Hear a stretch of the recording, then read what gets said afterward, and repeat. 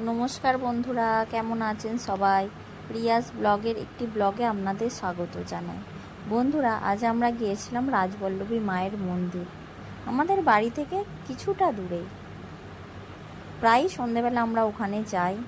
দেখতেই পাচ্ছেন আপনারা, প্রচুর ভক্তদের সমাগম ঘটেছে, প্রচুর ভিড় আজ এখানে।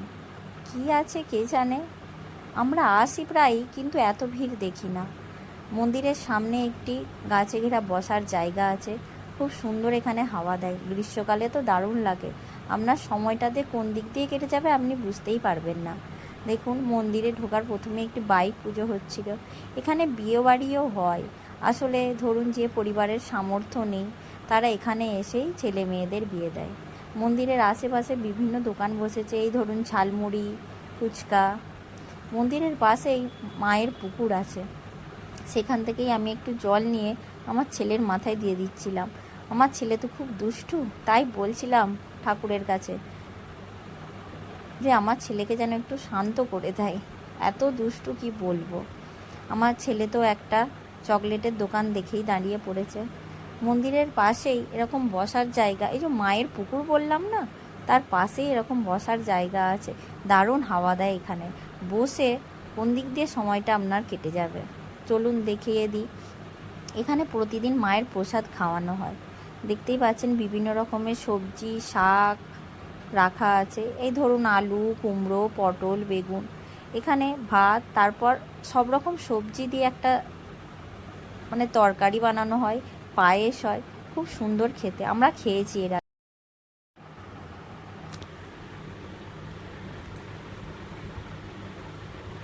মন্দিরের পূজারীরা একটু বিশ্রাম নিচ্ছে, কাল থেকেই তো আবার পরিশ্রম করতে হবে।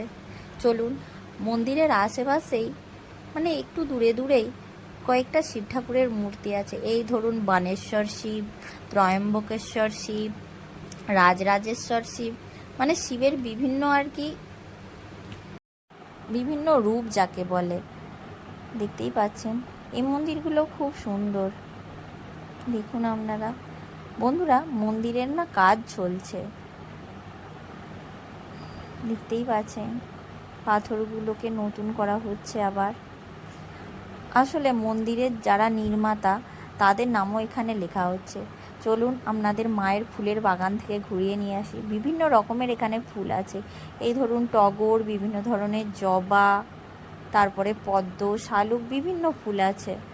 সন্ধেবেলা তো তাই হয়তো আপনারা বুঝতে পারছেন না, দিনের বেলা গেলে খুব ভালো বুঝতে পারবেন। আমি কতটা হয়তো দেখাতে পারছি বুঝতে পারছি না, তবুও চেষ্টা করছি দেখানোর। দেখুন আপনারা,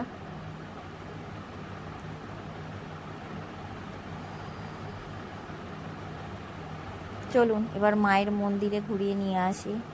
দেখতেই পাচ্ছেন মায়ের মূর্তি, দেখে মন ভরে যাবে। খুব সুন্দর মায়ের মূর্তি। দেখুন, প্রচুর ভক্তদের আজ সমাগম ঘটেছে, প্রচুর ভক্তরা পুজোও দিচ্ছে। বন্ধুরা, ভিডিওটি ভালো লেগে থাকলে লাইক এবং সাবস্ক্রাইব করবেন। ধন্যবাদ।